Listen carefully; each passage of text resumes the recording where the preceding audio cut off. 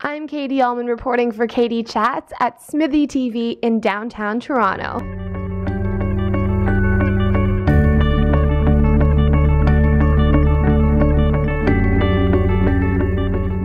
I'm here with NIMISHA Mukkerji and Mark Ratzlaff, the filmmakers behind Blood Relative. How does it feel to be nominated for 3 Canadian Screen Awards?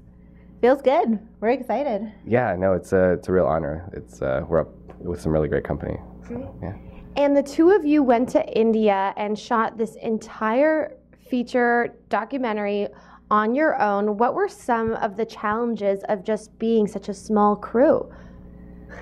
It was my first time to India, period. And so I think just like diving in and just immersing ourselves into this like chaotic city with, I don't know, millions and millions of people. It was overwhelming just to be there. But then luckily, because the film gave us something I think that we knew that we could just like tackle and focus on every day. But Yeah, I mean, it was the two of us in India together, but then I have family and actually the main subject, Vinays, is my uncle, so we had some support in that way, which was really important. I think we would have been very lost in India without some family out there to help guide us. Okay.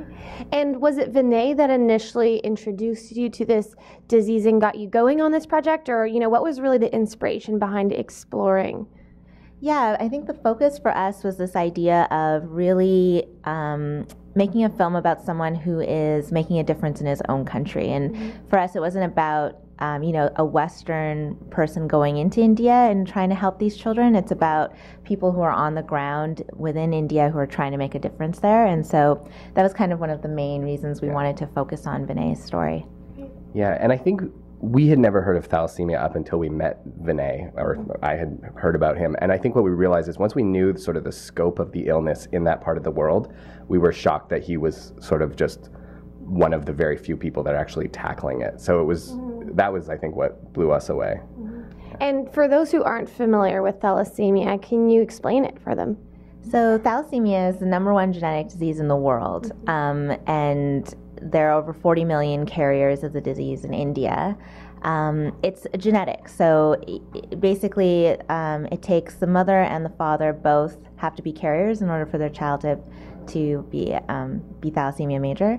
And that was another key part of the film for us, was that this idea of awareness, that people who now watch the film are aware of thalassemia. They know that they can get tested for it, because really in a lot of ways it's a treatable disease, but in India, people can't afford the treatment. So prevention is really, for Vinay, is really a major focus for him, is to make sure that people understand that they can get tested.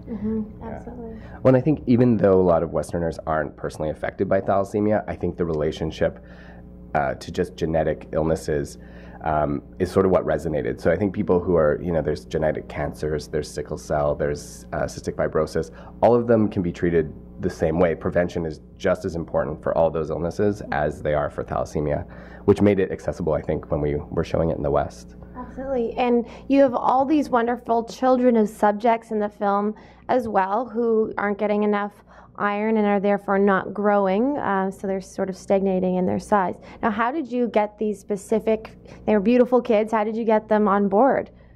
Yeah, so there's two children that we follow in the film. Divyas, for us it was very important that we had a child that had not, who didn't understand the illness. Her family really didn't understand that the treatment was there, and they also couldn't afford and access the treatment. So for us, we wanted a child who had never really received proper medical care.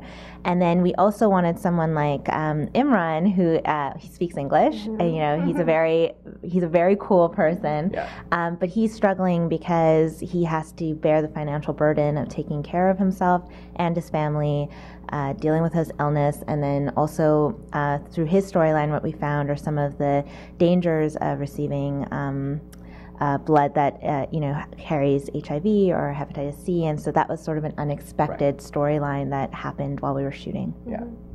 Yeah, no, I think that was a huge thing, is we realized that obviously just getting access to the healthcare isn't enough, because it's just the type of healthcare available to so many people isn't anywhere near what we're used to in the West. And so the screening process for safe blood is the window where illnesses can sneak in is much larger than what we face here.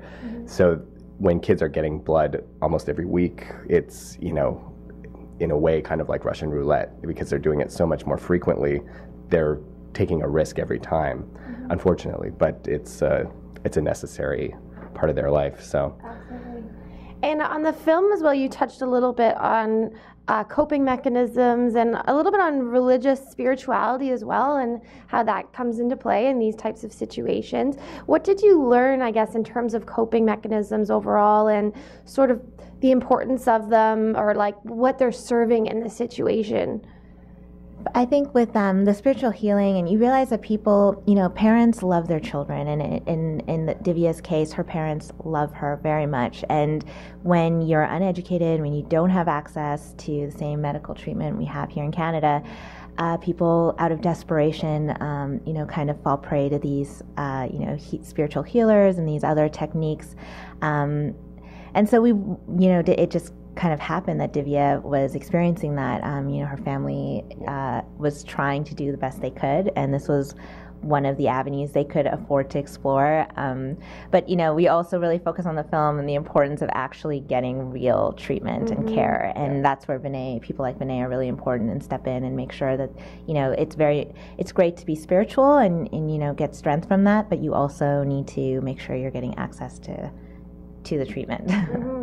And one of the lines that struck me was when Vinay was talking about his organization. He was like, "I'm the vice president, but like I'm the only one." Like, he runs it. But why did he choose vice president as his title when it's only him and the organization? Yeah, we wondered about that too for a while, and I think the one answer that we got that sort of stuck was that he didn't like the idea of putting himself as like the figurehead. He's such a humble guy that he always feels he's like even if I'm not here, this place will have to go on without me. And he's like, I like to believe that there is somebody else out there who could fill that position still. Like, and it's like that was kind of my understanding of it. Yeah, I don't know. I mean, in India, it's funny too, because it felt like you know, if anything goes wrong, there's like, you know, I'm just the vice president.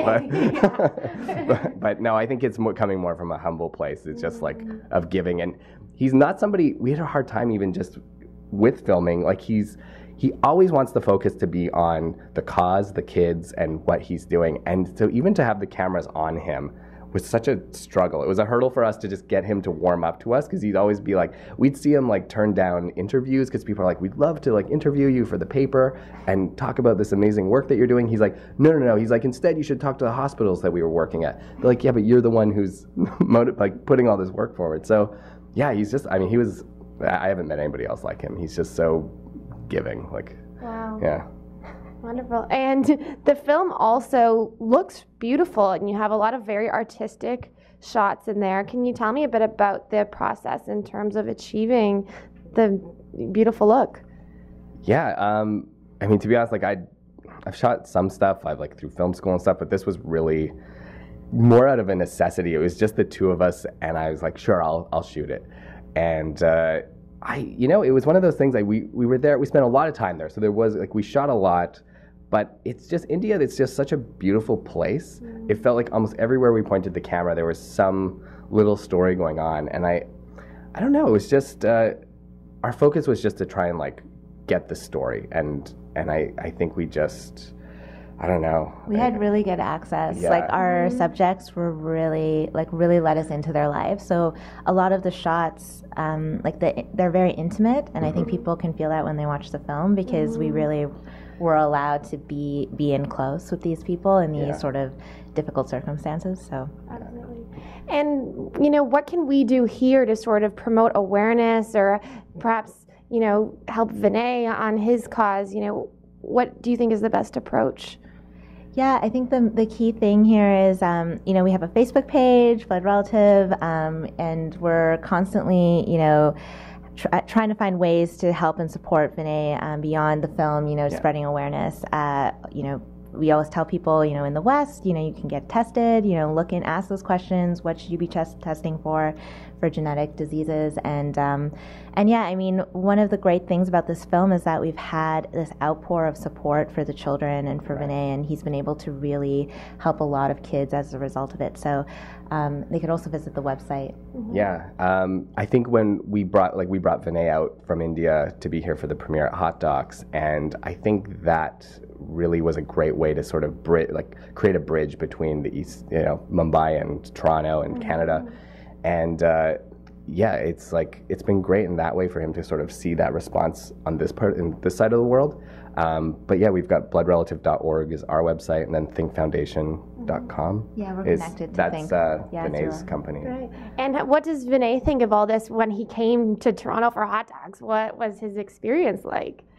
I think he was overwhelmed. I think he's used to speaking in front of large crowds, but you know, the film is a very personal film, and I think it was really exciting for him to have the opportunity to, you know, as Mark mentioned, actually connect with the audience, answer questions, and get into discussions. He really welcomes discussions, you know, about ways, and you know, one of the biggest things was for him was to actually see how how Canadian healthcare operates. You know, he visited blood services. You know, we had some wonderful people in the thalassemia community in Toronto, you know, show him around, and so he got to experience that, which I think was really important for him. Yeah, no, and I think just further to that, like he does love what he does, and he can talk about it forever. And I think every Q&A got cut off and moved to the lobby at Hot Docs and continued outside. Like he could talk your ear off. So. And also, have the kids and their families, have they seen the film, and what was that reaction like? Imran, we got to bring Imran to Canada, so he got to see the film in Vancouver, and that was great. You know, again, I think he got to connect with the thalassemia community, meet other young people who have the illness, and I think a lot of people looked at him as an inspiration. So I think that was a very, you know, exciting moment. And then for Divya, we actually had someone who watched the film at Hot Docs who stepped in to cover, you know, say that they wanted to cover her education and really make sure that she, you know, follows up and goes to school. Wow. So I think that the film in that way has, all of the subjects have experienced the film in some way. Yeah. Great. Thanks so much. Congratulations on an amazing film, and best of luck at the Canadian Screen Awards. Thank you so much. Yeah, thanks, Katie. Thank you. I'm Katie Ullman reporting for Katie Chats in downtown Toronto.